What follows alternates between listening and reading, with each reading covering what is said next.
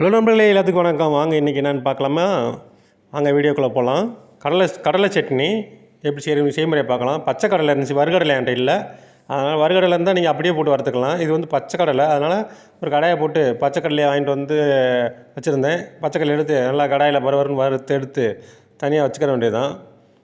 எல்லாம் வறுத்து எடுத்துக்கிட்டு தனியாக வச்சுக்கிற வச்சுக்கிட்டு ஒரு கடாயை வச்சு கொஞ்சோண்டு லைட்டாக 2 ஸ்பூன் 3 ஸ்பூன் நல்லெண்ணெயை விட்டு அதுக்கப்புறம் லைட்டாக சூடான உடனே ஒரு பொட்டுக்கடலை கொஞ்சோண்டு தேவையான அளவு கொஞ்சோண்டு போட்டுக்கோங்க. பொட்டுக்கடலையை ஒரு 3 ஸ்பூன் கூட போட்டுக்கோங்க.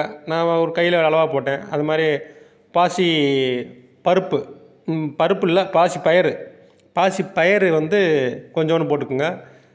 ஒரு 3 காஞ்சல் வத்தல் இவங்க போட்டு கையில் அப்புறம் கொஞ்சோண்டு ஒரு 3 ஸ்பூன் உளுந்து இவங்களையும் உள்ளே போட்டு அப்படியே ஒரு பெரட்டி லைட்டாக பொன்னிறமாக மாற வரைக்கும் அப்படியே பெரட்டிகிட்டே இருக்க வேண்டியதான்.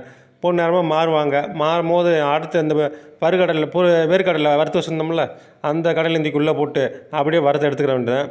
அதுக்கப்புறம் புதினா, மல்லி, கொத்தமல்லி எல்லாம் இருந்துச்சுன்னா நீங்கள் மேலே போட்டு மலைச்சாரில் போல் தூவி விட்டு அதை லைட்டாக ஒரு பெரட்டிங்க, அப்படியே ஆஃப் பண்ணிடுங்க. அப்புறம் உப்பு போட்டுருங்க. உப்பு போட்டு என்கிட்ட புதினா மல்லி இல்லை, அதனால் அப்படியே உப்பு போட்டு பெரட்டி எடுத்து ஆஃப் பண்ணி வச்சிட்டேன். அப்புறம் ஒரு மிக்ஸி ஜார் எடுத்து டமார்னு போட்டு கரமுறை நல்லா அரைச்சி எடுத்தோம்னா நல்லா கொலன்னு ஒரு அப்படியே அழகான ஒரு சட்னி கிடைக்கும். சட்னி இட்லி, தோசை எல்லாத்துக்கும் ஊற்றி சாப்பிட்டா செம்மையாக இருக்கும். நல்லா டேஸ்ட்டாக இருக்கும். தேங்காய் சட்னியை விட ரொம்ப டேஸ்ட்டாக இருக்கும். அப்படியே சட்னி ரெடி ஆயிடுச்சு. எடுத்து உப்பு பார்த்துக்குங்க. போதுமா என்ன உப்பு பார்த்துக்குங்க. பத்தலைன்னா லைட்டாக உப்பு போட்டுக்குங்க. நான் கொஞ்சமாக தான் உப்பு போட்டிருந்தேன். அப்புறம் உப்பு போட்டுக்கிட்டேன் மறுபடியும். இப்போ ஒரு தோசை 2 இட்லி வச்சாச்சு, சட்னி வச்சாச்சு. மதியானம் வச்ச சாம்பார் இருந்துச்சு, அதையும் கொஞ்சம் ஊற்றிக்கிடுவோம்.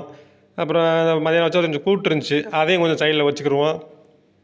வச்சு 2 3 எடுத்து வச்சு தொட்டு சாப்பிட்டா சட்னி பிரமாதமாக இருந்துச்சுங்க. இந்த மாதிரி கடலை சட்னி செஞ்சு சாப்பிட்டு பாருங்கள். லைக் பண்ணுங்கள், ஷேர் பண்ணுங்கள், கமெண்ட் பண்ணுங்கள், சப்ஸ்கிரைப் பண்ணுங்கள். பாய்.